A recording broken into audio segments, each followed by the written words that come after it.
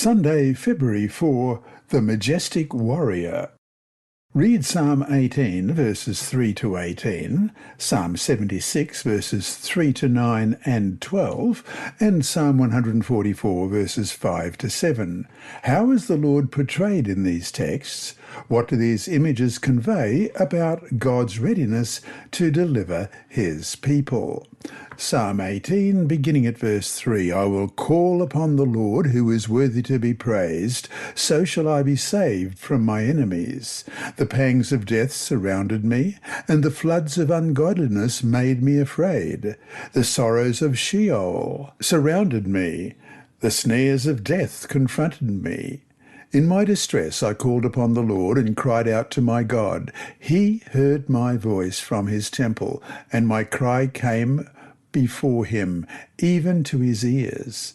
Then the earth shook and trembled. The foundations of the hills also quaked and were shaken, because he was angry. Smoke went up from his nostrils and devouring fire from his mouth. Coals were kindled by it. He bowed the heavens also, and came down with darkness under his feet.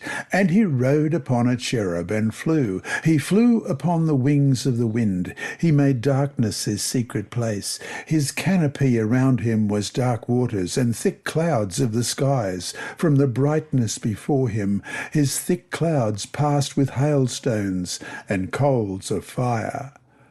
The Lord thundered from heaven, and the Most High uttered his voice, hailstones and coals of fire. He sent out his arrows and scattered the foe, lightnings in abundance, and he vanquished them. Then the channels of the sea were seen, the foundations of the world were uncovered. At your rebuke, O Lord, at the blast of the breath of your nostrils.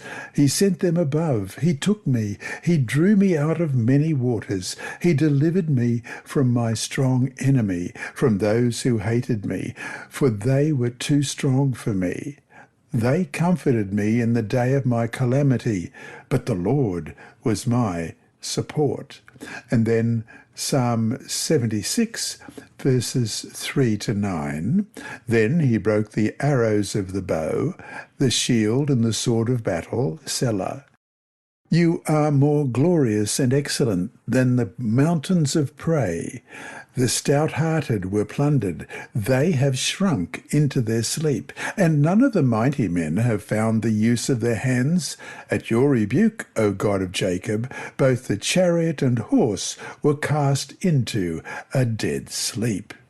You yourself are to be feared, and who may stand in your presence when once you are angry? You caused judgment to be heard from heaven. The earth feared and was still when God arose to judgment to deliver all the oppressed of the earth. Selah. And then, verse 12. He shall cut off the spirit of princes. He is awesome to the kings of the earth. And then Psalm 144, verses 5 to 7. Bow down your heavens, O Lord, and come down. Touch the mountains, and they shall smoke. Flash forth lightning, and scatter them. Shoot out your arrows, and destroy them. Stretch out your hand from above. Rescue me, and deliver me out of great waters, from the hand of foreigners. These hymns praise the Lord for his awesome power over the evil forces that threaten his people. They portray God in his majesty as warrior and judge. The image of God as warrior is frequent in the Psalms and highlights the severity and urgency of God's response to his people's cries and suffering. In Psalm 18, verses 13 to 15, we read, The Lord thundered from heaven, and the Most High uttered his voice, hailstones and coals of fire. He sent out his arrows and scattered the foe, and lightnings in abundance, and he vanquished them. Then the channels of the sea were seen. The foundations of the world were uncovered at your rebuke, O Lord, at the blast of the breath of your nostrils. The sheer determination and magnitude of God's action should disperse any doubt about God's great care and compassion for the sufferers or about his ability to defeat evil. We just need to wait for him to do it. In the end, even when God's people, such as David, were involved in war, deliverance did not come from human means. In his many battles against the enemies of God's people, King David praised God as the only one who achieved all the victories. It would have been easy for David to take credit for what happened, for his many successes and triumphs, but that was not his frame of mind. He knew where the source of his power came from. Although David states that the Lord trains his hands for war in Psalm 18:34, nowhere in the Psalms does he rely on his battle skills. Instead, the Lord fights for David and delivers him, as you read in Psalm 18, verses 47 to 48. It is God who avenges me and subdues the people under me. He delivers me from my enemies. You also lift me up above those who rise against me. You have delivered me from the violent man. In the Psalms, King David, who was known as a successful warrior, assumes his role as a skilled musician and praises the Lord as the only deliverer and sustainer of his people, as we read in Psalm 144, 10 to 15.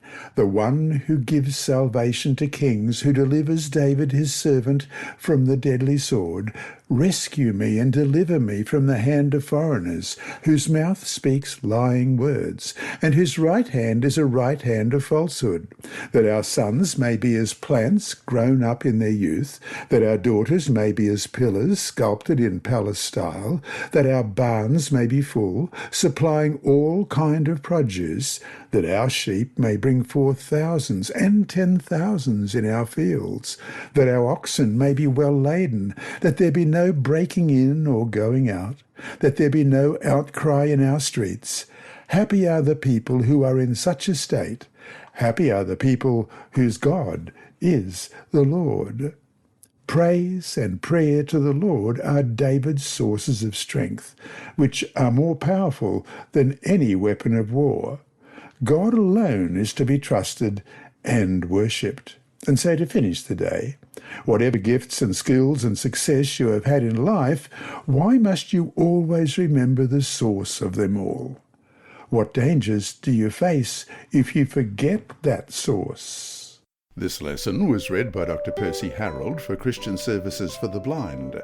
Sponsored by the Sabbath School Department and distributed through Hope Channel Australia, this podcast is also redistributed by Hope Channel Germany, Christian Record Services for the Blind. It is also available on SoundCloud and through multiple podcast distributors, including Apple iTunes. And you can listen and watch at the same time on YouTube. Remember, God is always faithful.